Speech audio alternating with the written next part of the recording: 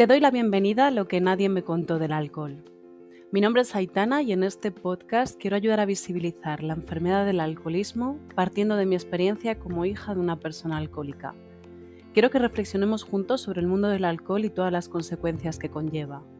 Si te interesa este tema o pasas por algo parecido, te invito a que te quedes aquí conmigo y a que visites mi blog, loquenadiemecontodelalcohol.es. Bienvenidos a un nuevo episodio del podcast de Lo que nadie me contó del alcohol. En el episodio de hoy quiero reflexionar acerca de un tema del que ya hablé hace tiempo. Creo que fue de mis primeros episodios del podcast y en él hablaba de si era posible celebrar una boda sin alcohol. Que ya sabemos que en las bodas pues hay mucho alcohol e incluso en la gran mayoría pues hay barra libre o se regala incluso alcohol.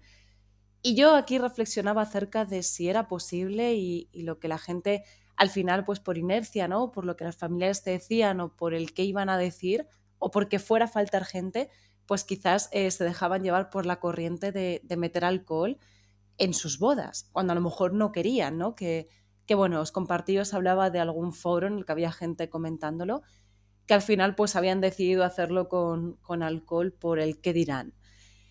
Quiero hablar de esto porque hace poco ha salido una noticia que, bueno, la gente que sea de España y de mi generación a lo mejor conoce a los protagonistas, y es que estos protagonistas se hicieron casar y en su boda no querían que hubiera alcohol. Bueno, esto fue lo que decían los titulares, que luego ya era otra cosa, pero bueno, luego lo explico.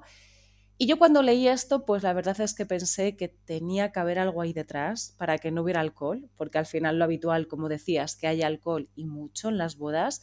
Y en ese momento no me encontré con nada, pero recientemente sí que me he encontrado con el motivo de por qué en esta boda no había alcohol o no había tanto alcohol como es habitual, ¿no? Y bueno, el protagonista la ha visibilizado y yo desde aquí también quiero hacerlo porque creo que es importante hablar de esto. Creo que es importante que cuando gente conocida alce la voz, pues se hable de ello, ¿no? Porque ellos al final tienen más repercusión y van a llegar a más personas y simplemente por visibilizar esto, que otras personas lo podemos hacer, pero a nivel más chiquitito, ¿no? A la gente que llegamos, pero cuando son personas que a lo mejor salen en medios así como televisiones, radio, revistas, pues tienen mucho más alcance, así que yo creo importante incentivar esto.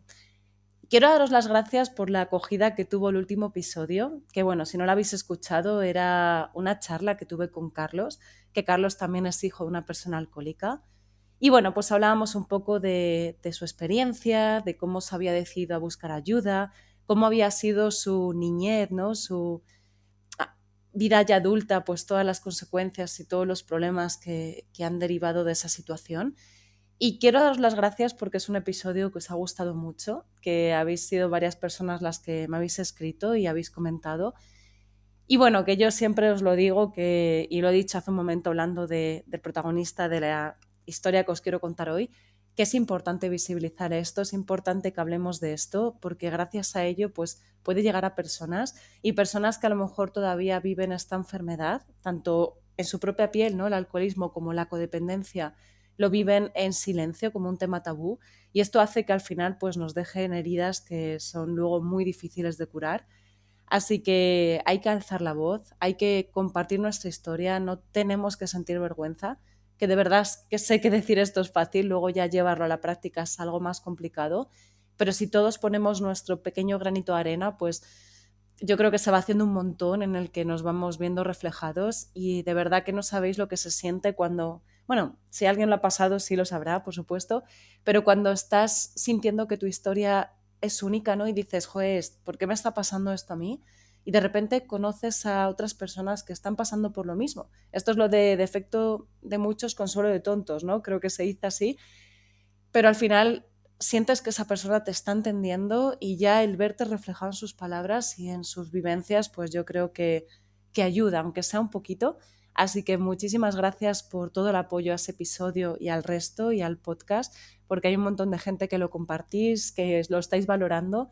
Así que gracias de corazón, porque al final esto es lo que hace que llegue a otras personas y esto se vaya visibilizando, que yo creo que entre todos pues se puede, ¿no? Que por desgracia somos muchos los que pasamos por algo así que hay que hablar de ello para que nadie se crea que solo le pasa a él y al final no lo vivamos en silencio porque es horrible, o sea, es muy doloroso y la mochila cada vez pesa mucho y al final lo que hace es que te llega a hundir.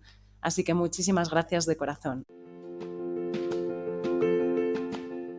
Pues como os adelantaba al principio del episodio, hoy quiero hablaros de una noticia con la que me encontré hace un par de meses, y es que Ana Guerra y Víctor Elías, que por lo menos yo creo que las personas que sean más o menos de mi generación, de España, yo creo que sí que los van a conocer.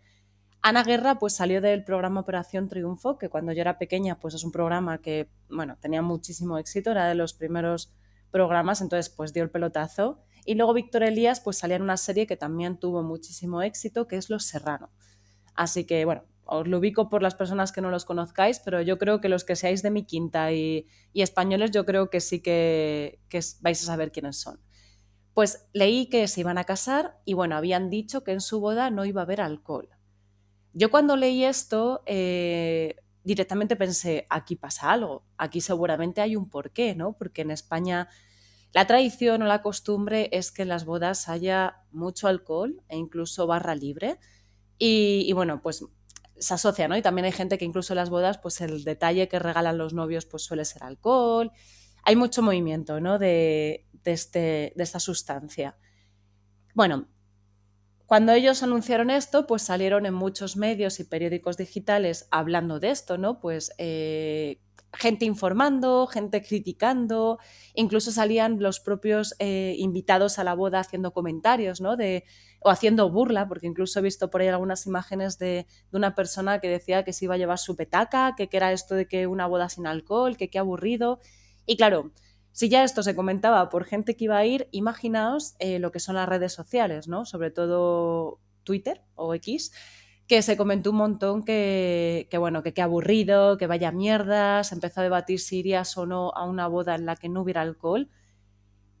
Como siempre, al final, por toda la costumbre que hay y lo normalizado que está el alcohol, ¿no? Y la costumbre que hay de beber, pues la mayoría, no es por yo ser negativa de verdad, pero la mayoría de comentarios con los que te encontrabas eran negativos. Había alguna persona que sí decía que le parecía bien y que los novios decidían, pero claro, había otras personas, la mayoría, que comentaba que qué aburrido, que yo no iría, yo haría como esta invitada que ha dicho que va a llevarse su petaca, patatín patatán, ¿no? Pero se habló bastante. Yo creo que me enteré claro, al final el algoritmo, pues todo lo que sea temas de alcohol me suele saltar y creo que me topé por algo de esto, ¿no? Porque se estaba debatiendo si el alcohol en una boda sí o no.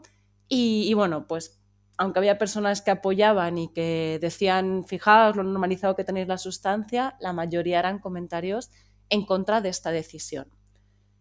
Cuando me encontré con esta noticia sí que de primeras pensé que algo pasaba. Además tenía por ahí un recuerdo, no sé por qué, de que Víctor Elías había tenido algún problema de drogadicción, pero me puse a indagar si había habido cosas ya de alcoholismo y tal, y no encontré mucho, ¿vale? Sí que encontré que parece ser que sí que tuvo problemas de adicción, pero no te especificaban a qué ni a nada. Entonces tampoco lo relacioné, sí sabía que tendría algo que ver, además el alcohol, ya sabemos que muchas personas que consumen otras drogas, el alcohol suele ir, ¿no? En combinación, quizás no es la principal, pero también está ahí. Pero no encontré para decir, mira, pues este chico a lo mejor pues, fue alcohólico y por eso en su boda no había alcohol. Pero recientemente sí que me he encontrado con que ha dado una entrevista por un libro que va a publicar en el que ya sí que he entendido por qué en esta boda no hubo alcohol. Pues debido a la publicación de su libro, que os voy a buscar el nombre por si alguien tiene interés, se llama Yo sostenido, historia de un juguete casi roto. Pues con motivo de la publicación ha dado una entrevista al medio digital El Mundo en el que habla un poco pues de su historia. Yo ha habido muchas cosas con las que me he sentido identificada y por eso he querido traer por aquí este tema, ¿no? Y para hablarlo. Y al final, como iba en relación también con lo de la boda sin alcohol, pues me parece también importante visibilizarlo. Él en esta entrevista pues cuenta cosas, ¿no? Le preguntan, por ejemplo, que qué momento no logra olvidar y él cuenta que hay un momento en el que él llega súper contento de grabar Los Serrano, no encontraba a su madre, entonces empezó la ruta de ir de bar en bar buscándola por todas partes y se la encontró en uno pues completamente bebida y la madre le empezó a gritar e insultar, ¿no? Y entonces él cuenta que es algo que tiene ahí clavado porque él tendría 12 o 13 años. Sí que dice todo el rato que no la culpa, porque bueno, tanto su madre como su padre están fallecidos y dice que los dos eran alcohólicos. Entonces sí que hace mucho trabajo de que no la culpa, pero que bueno, que es algo también que sabe que ha sido muy complicado, ¿no? Y que cuando eres un niño pues es muy difícil. A mí aquí sus palabras me chirriaron mucho porque al final, y seguro que muchos también de las personas que me estáis escuchando, también vuestro ocio, debido a la situación de vuestros padres, pues será ir de bar en bar, que yo por lo menos el mío sí, mi ocio cuando era pequeña, hasta que ya pude empezar a moverme sola, el ocio al final era el que hacía mi madre y entonces era ir de bar en bar. Y en ese momento bueno, pues al principio no le dabas importancia, además ya te hacías amiguitos a lo mejor de otros niños que estaban en la misma situación, ¿no? Y estabais fuera jugando, pero cuando ya vas creciendo y vas siendo consciente del problema que tiene tu madre, pues es algo que sí que duele, ¿no? Que tú sabes que no te dejaban sola en casa, te obligaban a ir con ellos, pero claro, ibas de bar en bar y sabías lo que estaba haciendo en ese bar. Entonces, al leerle sí que se me han cogido ahí un poco el corazoncito, pero bueno, tiene alguna cosa que me ha revuelto un poco más, pero que de verdad creo que es importante visibilizarlo. También dice que bueno, cuenta que él al final pues lo pasó fatal, hay un momento muy crudo en el que, bueno, los vecinos llaman a la policía debido a que están discutiendo muchísimo y la policía llega, dice que esto había pasado en otras circunstancias y le preguntan si él quiere denunciar. Él tenía 13 años, estoy leyendo. Entonces, en otros momentos había dicho que no quería denunciar y en ese momento pues dice que sí. Y pese a que su padre, por lo visto, pues ya estaba intentando rehabilitarse, la custodia finalmente se la dieron a sus tíos. Él dice que, claro, que su madre pues lo pasó fatal, que es algo que no le perdonó, que a él le sorprendió que la custodia se la dieran a sus tíos, pero que es algo que también agradece y que lo entiende, ¿no? Y que cree que fue la mejor decisión.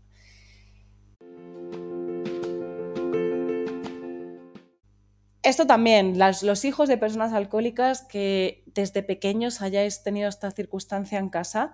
En mi caso nunca llegó a venir la policía, pero yo en muchos momentos sí que decía, ¿cómo los vecinos no llaman a la policía? O sea, porque gritos día sí, día no, hostias a la puerta, golpes, ¿no? ¿Cómo no se llegaba a estas circunstancias? Es verdad que al final estas situaciones son difíciles y cuando no estás ahí o incluso aunque la estés viendo de cerca, nunca sabes si haces bien, ¿no? Metiéndote, no metiéndote, que yo lo entiendo, pero claro, yo sí que decía, ¿cómo no llaman los vecinos a la policía? Porque esto, vamos, y día sí, día no, golpes, portazos y bueno, en fin, ¿qué os voy a contar? También él comenta, ¿no? Porque él cuenta que empezó a consumir cocaína y la cocaína pues también era de la mano del alcohol. Entonces cuenta que estuvo en tratamiento, fue por lo visto a Alcohólicos Anónimos y a Narcóticos Anónimos y dice que la adicción es una enfermedad incurable, que es la única manera, ¿no? Mantenerse alejado es la única manera de tratar con ella y de no volver al oscuro.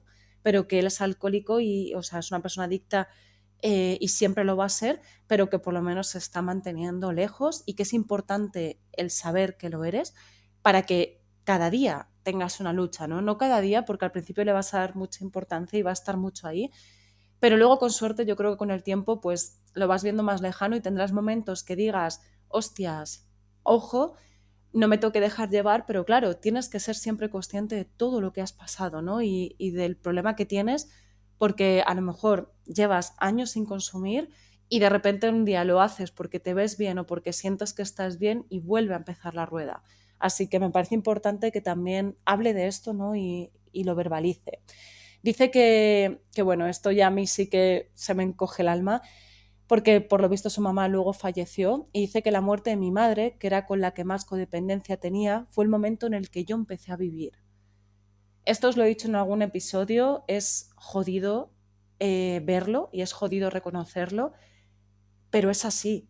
Yo soy consciente y quería a mi madre con locura, de verdad, dentro de la codependencia que tenía con ella, pero la quería con locura, era mi madre, pero también soy consciente de que yo no he empezado a poder ser yo. Bueno, hasta hace relativamente poco, porque al final, después de todo lo que pasó, pues entre el duelo, ¿no? Y entre el trabajo que tienes que hacer de empezar a colocarte después de todo, quiero decir que a lo mejor desde hace un par de años que no he empezado ya a sentir que yo controlaba mi vida, pero hasta entonces yo no lo sentía. Y esto de verdad que es súper jodido, porque es súper jodido, porque la vida en principio solo hay una, ¿no? O por lo menos lo que ahora mismo somos conscientes, y nos damos cuenta de que te has tirado toda la vida viviendo a merced de la situación que tenía esta persona. Que repito, que la solución quizás para algunas personas sea alejarse, para otras no, eh, pero a lo mejor no alejarse ya físicamente. Yo creo que hay una parte que te puedes alejar un poco de trabajar en ti, ¿no? Y de cuidarte tú, porque de verdad que llegas a los veintitantos años, a los treinta y tantos, y dices, hostias, o sea, he estado toda mi vida al final supeditada a que mi madre ya estaba bien, mi madre estaba mal, y esto es jodido, de verdad, ¿eh? Y esto es ser consciente de que tienes tú también un problema, de que tienes que tomar medidas en ese problema y que tienes que trabajar en ello. Y va a costar. Y yo, de verdad, soy realista, ¿no? Yo al final, pues, por mucho que me quería ir de casa justo cuando mi madre falleció, a lo mejor si mi madre siguiera aquí, yo seguiría muy enganchada a ella, ¿no? Porque al final mi codependencia era muy grande y yo me sentí un poco como de repente que se rompía ese lazo, ¿no? Y no me quedo más cojones, por así decirlo. Perdonad que esté hablando fatal. Los episodios que me remueven un poco más, noto que me salen un poco las palabrotas, así que disculpad. Pero al final, por cojones, al faltar mi madre, es cuando me vi sola, ¿no? Es decir, ostras, ¿ahora qué? De otra forma, pues a lo mejor hubiera seguido ahí un poco enganchada, ¿no? Y hubiera seguido haciendo un trabajo porque yo creo que quiero pensar que sí que habría vuelto a buscar ayuda, pero claro, ese enganche a lo mejor seguiría. Y esto de verdad que cuando estáis ahí no se ve, pero yo intento hablar mucho de ello porque me parece importante darnos importancia porque la vida pasa volando y luego dices, hostias, ¿quién soy yo? ¿Y qué he hecho durante todo este tiempo? Al final he estado viviendo a merced de esta persona y de su enfermedad y de cómo se encontraba hoy bien, mañana mal, hoy quiere dejar de beber, mañana vuelve a beber y al final mi vida y mi estado de ánimo va todo dirigido a ella y esto es jodido, ¿vale? Entonces, yo por eso siempre os digo y lo vuelvo a recomendar que busquéis ayuda. De verdad que esto es un trabajo que os va a llevar tiempo, que habrá personas que quizás sean muy fuertes y ya hagan todo esto sin necesitar ayuda, pero bueno, perfiles como yo, que al final lo hemos vivido desde que somos pequeños, creo que la forma y toda la situación que hemos vivido nos lleva a que seamos, pues a lo mejor personas más sensibles, personas con las autoestimas más bajas, ¿no? Más dependientes, así que por favor buscar ayuda porque esto es importante. Pues volviendo a Víctor Elías y a la entrevista que da el medio digital El Mundo, él dice que la aceptación social de las drogas y el alcohol es peligrosísima. La normalidad que se le da se blanquea muchísimo. Todos nos reímos del adicto y del pedo que lleva, pero esto no es un jiji jaja. Esto te lleva a la muerte o destroza tu vida, que yo creo que es el peor de los casos. Bueno, aquí no puedo estar más de acuerdo, ¿no? No entiendo siempre por qué se separa las drogas del alcohol, o sea, el alcohol de las drogas, perdón, porque además ahora me está viniendo a la mente que cuando tú vas en carretera, los carteles que te salen siempre te dice drogas y alcohol, ¿no? Como si el alcohol no fuera una droga. Así que a lo mejor entiendo que Víctor Elías en este caso él comenta que él consumía cocaína y que bueno, el alcohol luego iba de la mano, pero que su principal adicción era la cocaína, entonces entiendo que a lo mejor lo hace por ello, pero no nos olvidemos por favor que el alcohol es una droga, ¿vale? Que es igual que la cafeína, igual que puede ser la nicotina, al final son drogas, que algunas las veamos como más fáciles y otras más difíciles, con mayor o menor riesgo, pero no deja de ser una droga. También dice que, bueno, que una de las cosas que más agradece haber vivido es una despedida de soltero que fuera 100% libre de alcohol, porque así no había dramas. Y también cuenta que, bueno, que la boda no era 100% libre de alcohol, como os decía antes, sino que lo que no había era alcohol duro ni barra libre. Por lo visto, creo que había pues tipo bebidas alcohólicas de menor graduación, tipo vino, tipo champán, como para brindar, que creo que fue lo que leí en algún sitio, pero que no había pues eso, ni barra libre, ni copas, ni nada. Dice que le parecía un poco romper sus valores si dejaba que la boda fuera otra cosa y que la verdad es que es una cosa que tanto los invitados como él mismo pues han agradecido porque así no había ni problemas ni desgracias que suelen ir mucho de la mano del alcohol. Esto en muchos titulares, en muchos medios, pues salía boda libre sin alcohol y claro, luego decían, va a haber vino y va a haber champán. Hombre, pues eso es alcohol, que sea de menor graduación, pero es alcohol. Por eso también él ahí sí que lo especifica, que dice eso, que no era 100% libre sin alcohol, pero que no había alcohol duro. A esto, como os decía antes, ha habido mucha gente que lo criticó, que comentó que qué aburrido, que qué coñazo, que yo no iría a una boda que no hubiera alcohol. Pero claro, a raíz de las declaraciones de Víctor Elías, ¿no? Esta entrevista y que ha empezado a salir en otros medios, mucha gente ha dicho, joder, me siento mal, yo hice bromas de esto, ahora entiendo por qué no había alcohol. Y es por esto que he querido traer este tema aquí al podcast, porque cuando dijeron que era una boda 100% libre de alcohol, claro, no dieron los motivos. Entonces la gente pues se veía con, además sabemos cómo es el mundo de las redes sociales, ¿no? La gente se veía con la capacidad y el poder de poder estar haciendo bromas y burlas y estar comentando. E incluso había memes, ¿no? De la boda de Ana Guerra y Víctor Elías y ponían como una imagen que era como muy de gente aburrida, ¿no? Que se estaba aburriendo. Pero fijaos, una vez que ha salido ya el tema de que Víctor Elías, sus padres eran alcohólicos, que fallecieron y que él tuvo también problemas de adicción tanto a la cocaína como al alcohol, ahí ha habido mucha gente que ha recogido cable y que, oye, que eso está perfecto, porque al final reconocer que te has equivocado o decir, hostia, no lo había pensado así, a mí por lo menos me parece algo maravilloso. Pero fijaos, ¿no? Cómo ahora que ya se ha sabido esto es cuando la gente ya empieza a empatizar. Y por eso he querido traer aquí este tema y por eso es por lo que siempre apoyo que hay que hablar de todo esto. Porque mucha gente al final, si no ha tenido estas circunstancias cerca, ¿no? En su casa o de algún familiar, no, no son capaces de verlo desde ese punto de vista. Y nos pasa a todos, ¿no? Con situaciones que no hemos vivido. Entonces, si vamos conociendo situaciones, pues habrá momentos en los que digas, ostras, mira, esto es un ejemplo, os cuento esto y corto ya porque me va a quedar muy largo. Yo, por ejemplo, antes el tema de la ansiedad, yo pensaba que era algo que tú podías controlar tu cabeza. De verdad que lo creía, ¿eh? Hace años yo decía, hombre, esto lo controlas, ¿no? Podrás hacer cosas para que no. Cuando tuve ansiedad, que además lo tuve en un momento en el que, o sea, empecé con ello porque, bueno, por desgracia a mí me van dando épocas en las que pues estoy un poco mejor, un poco peor, pero cuando empecé con esto, que además fue un momento como el menos momento que dices, ostras, ahora ¿por qué, no? ¿Por qué justo aquí? Yo no podía controlarlo. Ahora con mucho trabajo sí que estoy consiguiendo saber qué cosas me sientan bien para sentirme mejor, ¿no? Y que se me pase, pero cuando me viene la racha de sentir que me ahogo, de no poder respirar, de sentir que me hundo, ¿no? Que no quiero salir a la calle, no quiero que nadie me vea, ostras, es que no puedo controlarlo. O sea, ahora sí, ahora voy teniendo herramientas que voy manejándolo un poco, pero aún así tengo que hacerme fuerte y decir, tengo que hacer esto. Pero en el momento en que me pasaba esto, que todavía no tenía esas herramientas, no podía, de verdad es que no podía, me sentía incapaz.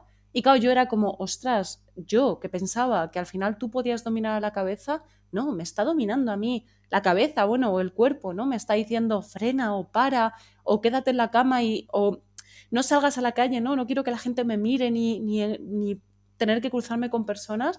Hostias, y de verdad que es que me resultaba complicado. Así que fijaos, ¿no? Que lo importante que es visibilizar las cosas y conocerlas para luego poder ya tener una opinión y poder empatizar con esto.